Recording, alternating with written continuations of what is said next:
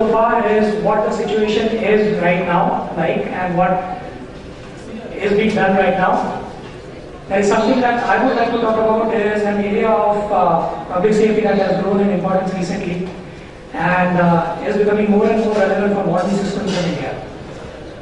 Coming from a perspective of designing new governance systems, and often when you design something new, the choices that you make at the fundamental and foundational level it dispenses certain advantages or disadvantages to the solution that you actually come up with later.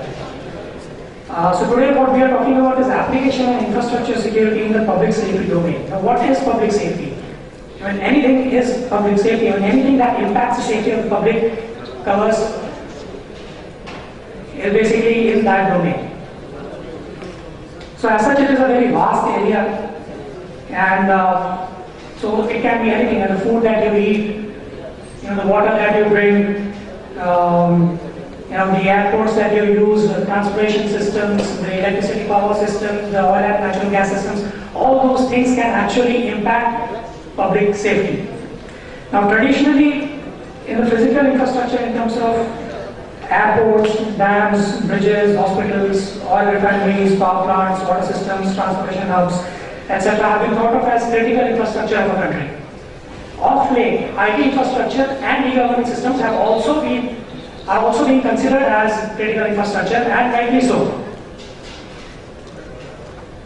However, one of the biggest challenges for the future is not only in one of these things separately, it is at the convergence level of these two.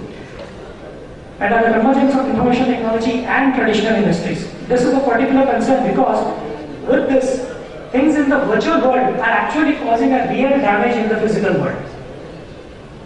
So it's not just something happening in the virtual world and stays in the virtual world. It's something that happens in the virtual world. Some action is taken in the virtual world which actually creates a real damage in the physical world. Now shortly after 9/11, the US government found that evidence of terrorist groups trying to visit websites that offer software and programming instructions for digital equipment that run power systems, water systems, communication and transportation hubs, etc. That was one of the focus of terrorists right after 9/11, which could have been there before also, but it was actually focused on and discovered post 9/11. It has also been proven that the inner controls of critical infrastructure can be controlled from outside and can be hacked. For example, in 2006, a water filtration plant near Harrisburg, Pennsylvania, had its security system hacked, and that was a proven fact. It was an investigation done. Malicious software that had the capability of disrupting the water treatment operations was planted from outside the operations of the water plant control system.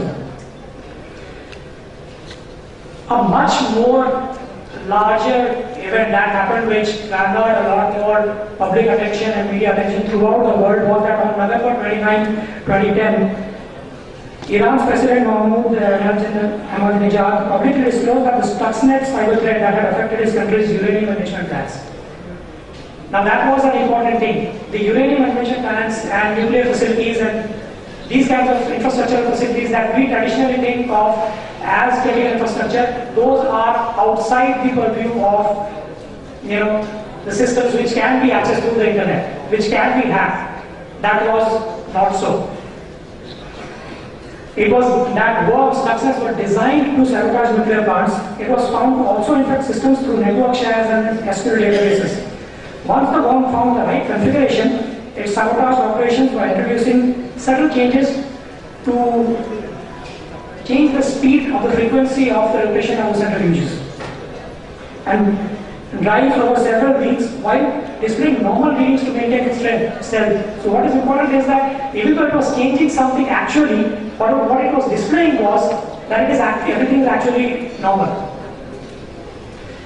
Now this malware began infecting systems in January 2009, and around that time, after it was discovered, after let's say around 2010 December, and shortly after that, it was found that more than 100,000 computer systems were affected, though most of it were in Iran.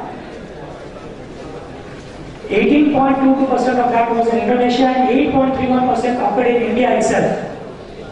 So 8.31% of that, those infections happened in India.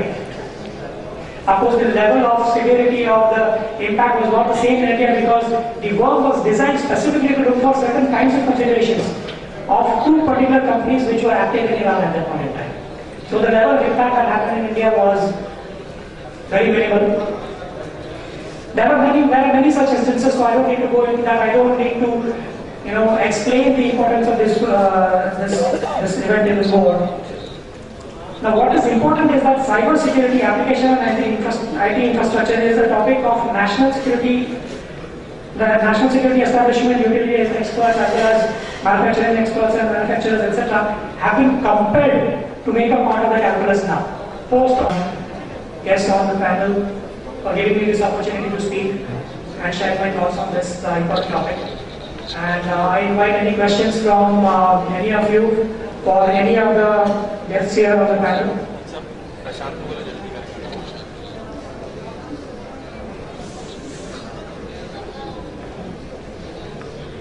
So I think that bodes well and has a good indication of what all our speakers have been talking about. I guess everybody has been absolutely clear. So that's a good sign.